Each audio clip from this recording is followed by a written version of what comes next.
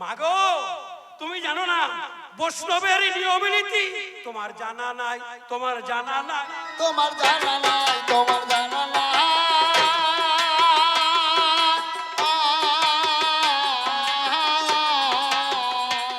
ওরে মনের কথাটি জানাইয়ে যায়, তোমার জানা নাই, তোমার জানা নাই, মনের কথা জানাইয়ে যায়। দ্রোণাচার্যের কথা বললে না? দ্রোণাচার্য তো দুর্যোধন পক্ষে, হ্যাঁ আমি জানি, কিন্তু দ্রোণাচার্য কত বড় অপরাধী। ছি ছি ছি ছি। দ্রোণাচার্য নাকি গুরু, কে বলেছে? গুরুর অযোগ্য, গুরু বলে মানা যায় না। গুরু কে?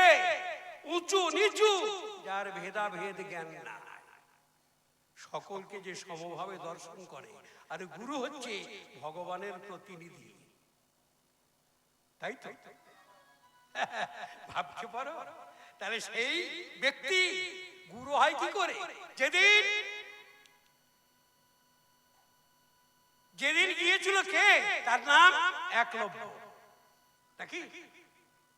হিরণ্যধনুর পুত্র একলব্য, ব্যাধের নন্দন, গিয়ে বলেছিল তোমাকে গুরুত্বে বরণ করতে চাই, আমি তোমার কাছে শিক্ষা নিতে চাই।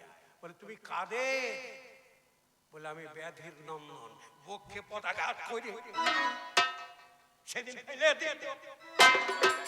তেরে নানা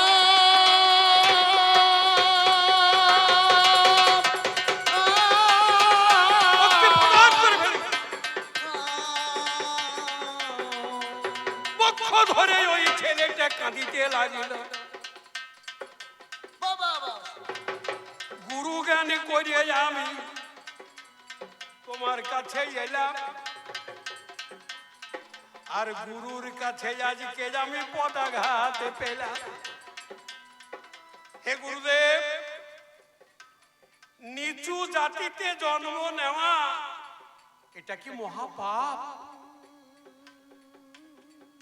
একটু দয়া করে বলো গুরুদেব, একটু দয়া করে তুমি বলো, নিচু জাতিতে জন্ম নেওয়া এটা কি পাপ? বলো। করো কিছু বলতে পারে। বললো দাদা আমি গেলাম, আমি আর তোমার কাছে শিক্ষা নেব আর বলবো না। আমি যে নিচু জাতি। ছেলেটা ফিরে যাওয়ার সময় অবয়ব দ্রোণাচার্যের মূর্তিখানা হৃদয় মন্দির অঙ্কন করলেন। নিজের স্থানে গিয়ে গভীর জঙ্গলে মৃত্তিকা দ্বারা দ্রোণাচার্য মূর্তিটা স্থাপন করলেন।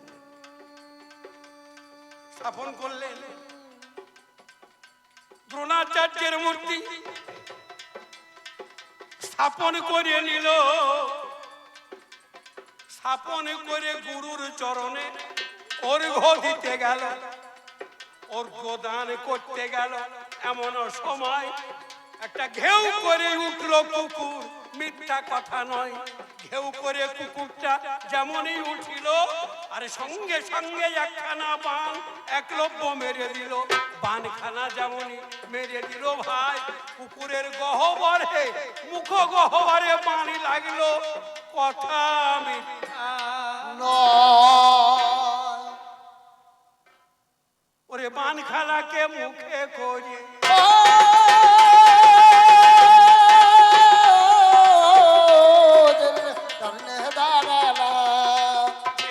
পথে গেল।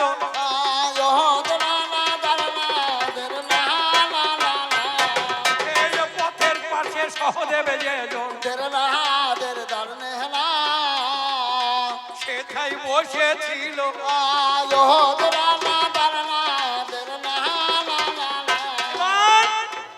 সেখানে বসে আছে।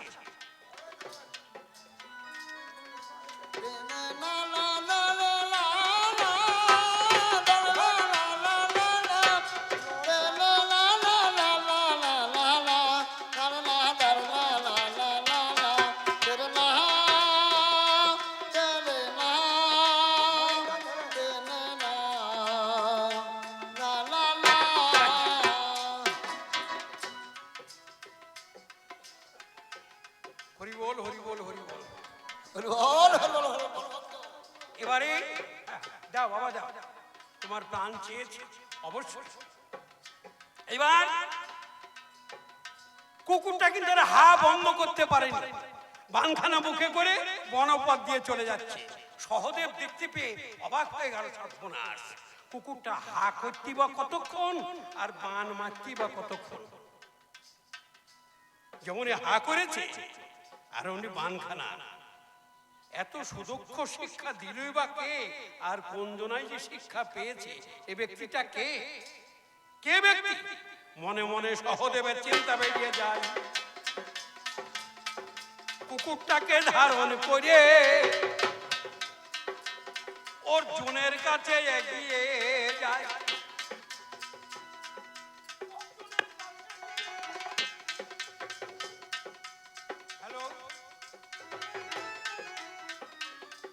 হ্যালো হ্যালো হ্যালো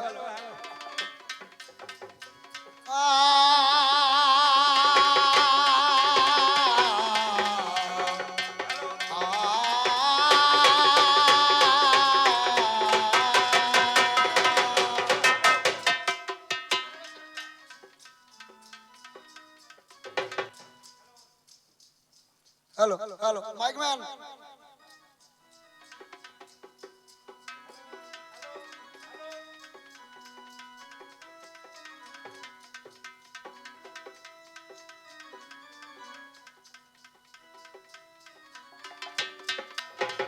সময় সময় একটু। এবার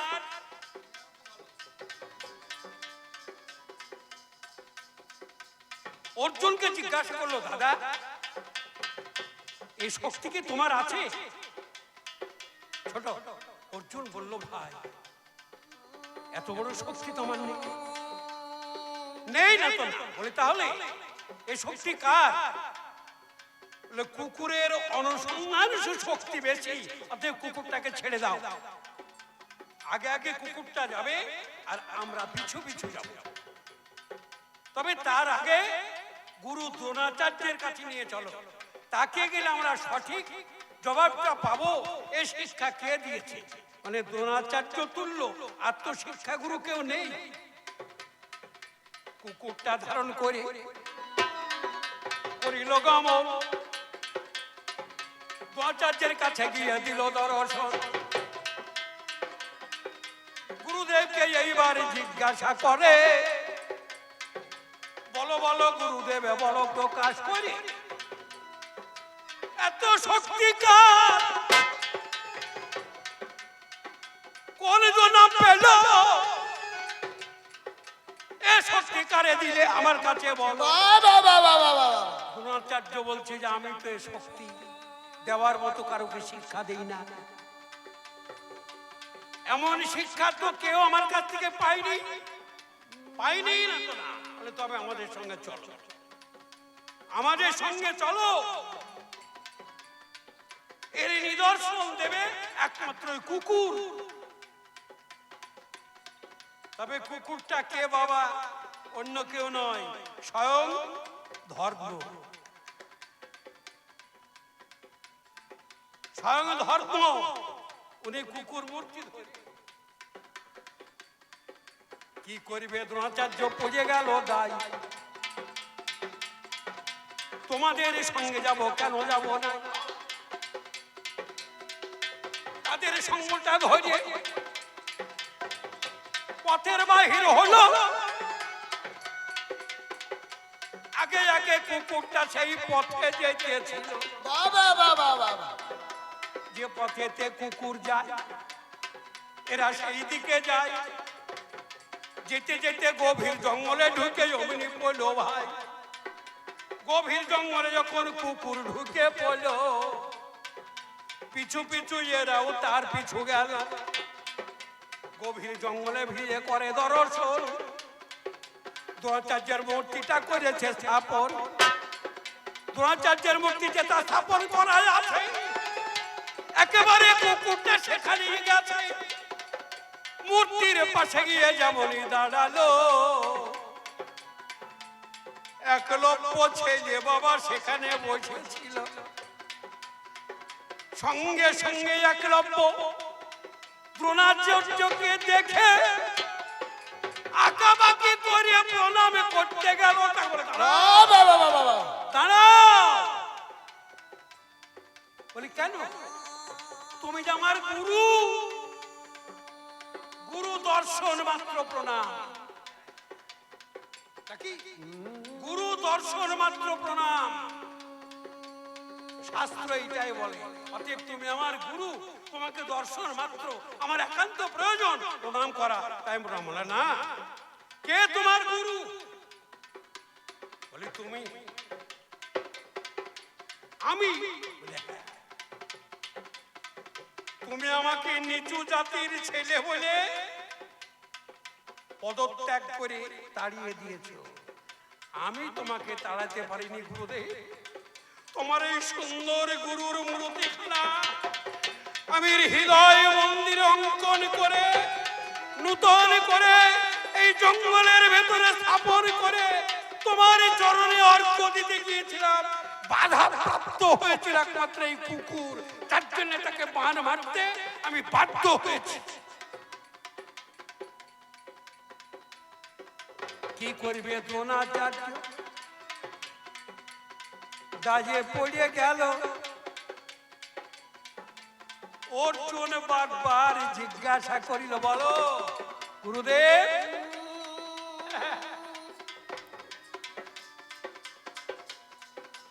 এইবারে দ্রোণাচার্য কপটতা করে বালকের কাছে দক্ষিণা চাইল।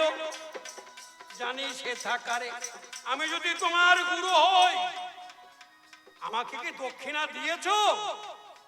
আর ছেলেটি বলল, গুরুদেব তুমি কি আমার কাছে দক্ষিণা চেয়েছো? তোমার চাওয়ারও সময় হয়নি, আমার দেওয়ারও সময় হয়নি। যা চাইবে তাই দেব, দক্ষিণা দেব। মনোবাঞ্ছা আমি আজ পূরণ করি। কিবা দক্ষিণা নেবে আমার কাছে কম।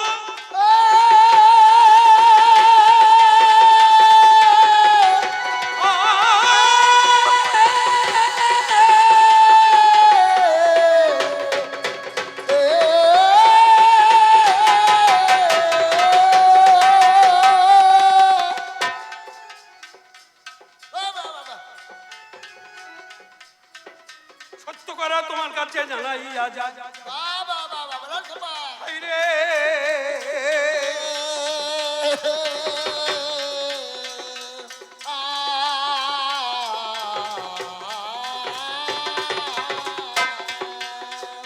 বালকের কাছে দক্ষিণা দ্রোণাচার্য চাইল। দক্ষিণা দিতে হবে, দেবে কিনা বলো? ছেলে বলে, যা চাইবে তাই আমি দেব। গুরু মর্যাদা আমি বজায় রাখিব। গুরু গানে দিবানিশি রাখবো আমি মনে। গুরু ছাড়া এ জীবনে চিনব না কোনো জনে। দাও দাও আমার কাছে কি দক্ষিণা লবে? অবশ্যই আমার কাছে সেই দক্ষিণা পাবে। কপটতা তার মনোভাব গুরুদেবের এলো। ওরে গুরু হয়ে অকপট চিন্তা, কত বড় অপরাধ ভাবুন তো সকল। গুরু হয়ে ক্ষতি করার যদি দক্ষিণা চায়, তাকে কি উপহার দিতে হবে আপনারা বলুন তো সবাই। হাইরে আমার দক্ষিণা। দ্রোণাচার্য চাইল দক্ষিণ হস্তের বৃদ্ধায় অঙ্গুষ্ঠী দক্ষিণা চাইল। তথাস্থ তাই হবে। মর্যাদা রাখিব, গুরু মর্যাদা বজায় রাখব। এ ভবের মাঝে তব সঙ্গে সঙ্গে একখানা তীক্ষ্ণ অস্ত্র হাতে নিল। অস্ত্রখানা হাতে লয়ে এইবার ধরিল। জয় গুরু গোবিন্দ বলে যেমনই পেঁচে যায়, এক পেঁচে অঙ্কুষ্ঠিটা কর্তন করলো ভাই। দরদরিয়া রক্তধারা যখনই ঝরে গেল, মেদিনী একবার কাঁপিয়া উঠিল। এত বড় অপরাধ সহ্য করা যায় যাই, সত্য কথাই আপনাদের প্রকাশ করে যাই। অদূরেতে আমি আছি বৈকুণ্ঠ ধামে, আপনাদের কাছে আমি জানাই ক্রমে ক্রমে। অদূর হতে এইবার কি করিলাম ভাই, আকর্ষণী একখানা বান মারা হয়। আকর্ষণী বান বেড়ে ওই দক্ষিণা তুলে নিলাম আমি। আমি বললাম দ্রোণাচার্য, হুঁশিয়ার থেকো তুমি, যে অর্জুনকে বড় করার জন্য নিচু জাতিকে নিচু জ্ঞান করিলে অর্জুনের হাতে অবসম্ভব মৃত্যু। এই ভবের মাঝারে, ভবের মাঝখানে তোমার মৃত্যু হবে গো নিশ্চয়। সত্য কথাই আপনাদের জানাইয়া যায়।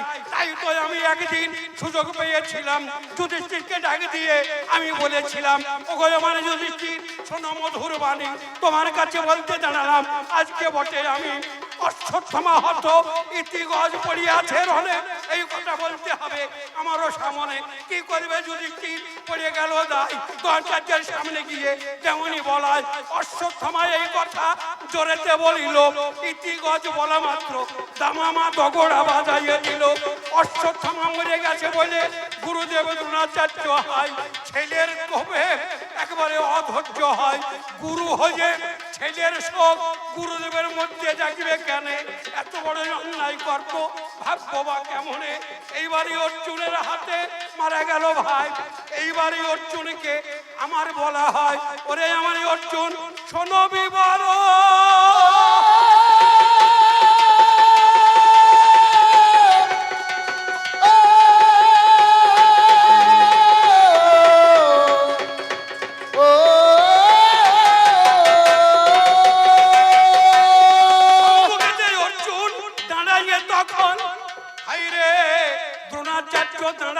ছিল আরে দ্রোণাচার্যের চোখের জল ধনুকের শিলা দিয়ে গড়িতে লাগিল। আমার হাতে সুদর্শন চক্র, মিথ্যা কথা নয়, চক্রটা ধারণ করলাম, ধনুকের শিলাতে ছটা পড়িল ভাই। উপর থেকে জল গড়ছে, অর্জুন দেখতে আর পেল না। কাল সর্প শিলা বয়ে উঠছে, দেখো না। আমি বললাম, অর্জুন, তোমার গুরুদেব যোজন, তা তোমার সামনে কাল সর্প করিবে দংশন। কেমন করে তুমি সহ্য করবে হাই? অচিরে এই সর্পটাকে প্রাণ নাশ করা চাই। সর্প জ্ঞানে এইবারে অর্জুন যেমনই মেরে দিল বান, আর বানাঘাতে ধনুকখানা 60 হয়ে যান। যেমনই ধনুকখানা 60 হয়ে গেল, সপ্ত তালু ভেদ হয়ে দ্রোণাচার্য বলো সপ্ত তালু ভেদ 1 2 3 4 আজ্ঞাক্যপদ্ম 5 সহস্রদল পদ্ম 6 মণিকূটা পর্যন্ত সপ্ত দল পদ্মভেদ করে দ্রোণাচার্য। পিসিমা, ও পিসিমা, এই দ্রোণাচার্য কি বৈষ্ণব? আমি শুনিব, আমি শুনিব, আমি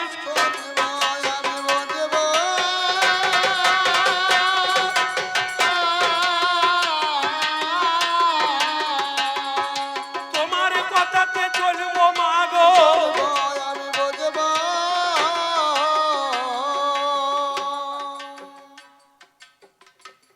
একটু ভেবে দেখো মা, তুই কাকে বৈষ্ণব বলছো? দ্রোণাচার্য, ভীষ্ম, আবার বলছো কৃপাচার্য, আবার বলছো কর্ণ। আমি কার কথা বলবো? কর্ণ বৈষ্ণব একদিন ছিল, আজ আর নেই। কবে ছিল? যেদিন হরি বল হরি বল, ব্রাহ্মণ রূপী ভগবান একাদশীর ব্রত করে দ্বাদশীর পালন করতে গেছিল কর্ণের দ্বারে। বললো, আমি কোনো কিছু চাই না, কচি মাংস খাবো। তো কচি মাংস, আপনারা ব্যাপারটা সবাই জানেন, এক কথায় বৃষ খেতে, তার বাবা বলা ধর। এই কর্ম করেছিল কে? কর্ণ। আর পরবর্তীতে সেই কর্ণ ভুল করল। হ্যাঁ, পদ্মাবতী থাকা সত্ত্বেও কর্ণ কত বড় ভুল করেছে বলতো? যেদিন ভগদত্ত রাজার কন্যা ভানুমতি অবিবাহিতা বিবাহ করবার জন্য একখানা মালা নিয়ে মঞ্চের উপরে দাঁড়িয়েছে। উপযুক্ত ব্যক্তি যাকে পাবো তার গলাতে আমি মাল্য দান করব। মেলা জনাই ছিল, তার পাশাপাশি ছিল দুর্যোধন আর কর্ণ। আর এই ভানুমতি ঘুরতে ঘুরতে মালাখানা গিয়ে দুর্যোধনের গলায় দিল, আর কর্ণের গলায় দিল। কর্ণের গলায় দেওয়ার পর দুর্যোধন কর্ণকে বলল, কর্ণ তুমি তোমার বন্ধু, আমার বড় আশা ছিল ওই মালাখানা আমার গলাতেই পড়বে, কিন্তু সে আশা আমার পূরণ হলো না। তবে কাজ করো, বরং তোমার গলায় যতই মালা দেখ না কেন আমি একটা অঙ্গরাজ্য তোমাকে দিচ্ছি, ওই রাজ্যটা নেও আর বিনিময়ে বউটা আমাকে দাও। বাহ বাহ বাহ বাহ বাহ। আমাকে দাও। বলুন, ছোট্ট একটা অঙ্গরাজ্যের লোভে সেদিন ভানুমতিকে দিল। আর ভানুমতি কানতে কানতে বলল যে তুমি জানো কি, একটি নারী অপর একটা পুরুষের গলায় যখন মাল্য দান করে তার আগে তার মন, তার প্রাণ, জীবন, যৌবন, আত্ম, কুলসির, অভিমান, লাজ, লজ্জা সব দিয়ে ফেলে, সবের শেষ মালাখানা দান করে। তুমি পুরুষ নও, তুমি একটা কাপুরুষ। আগে যদি জানতাম আমি তোমার গলায় মালা দিতাম না।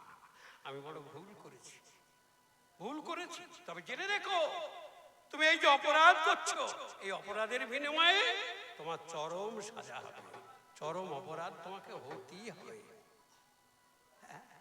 ছোট্ট একটা অঙ্গরাজ্যের লোভে ভানুমতিকে দিয়ে দিল, কর্ণ দিল। এই একটা অপরাধ। আর একটা অপরাধ কি জানেন? যার নাম পরশুরাম, যমদগ্নির পুত্র।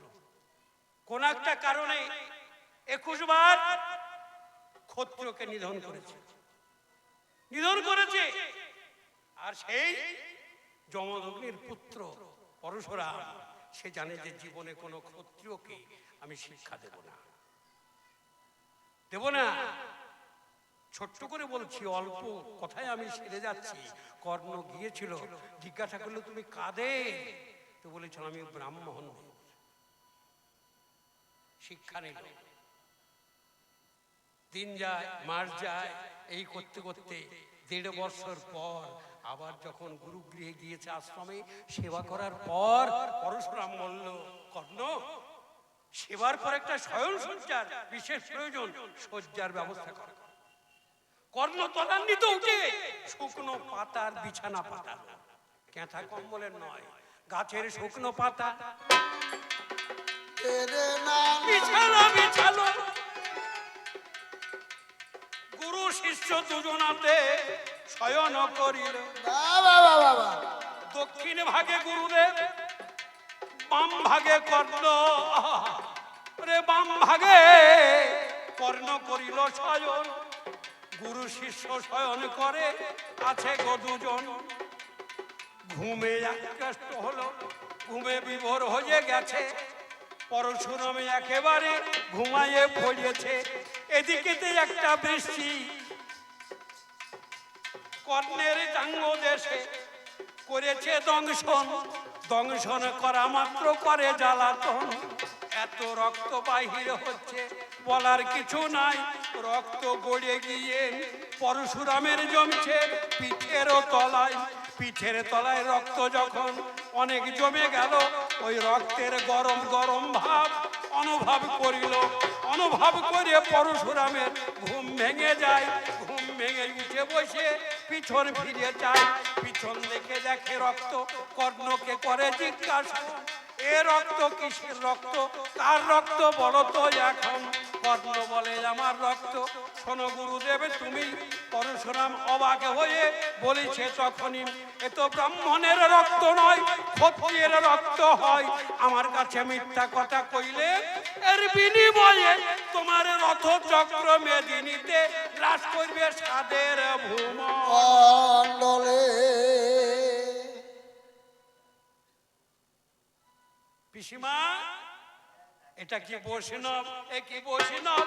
কি বৈষ্ণব? কি বৈষ্ণব?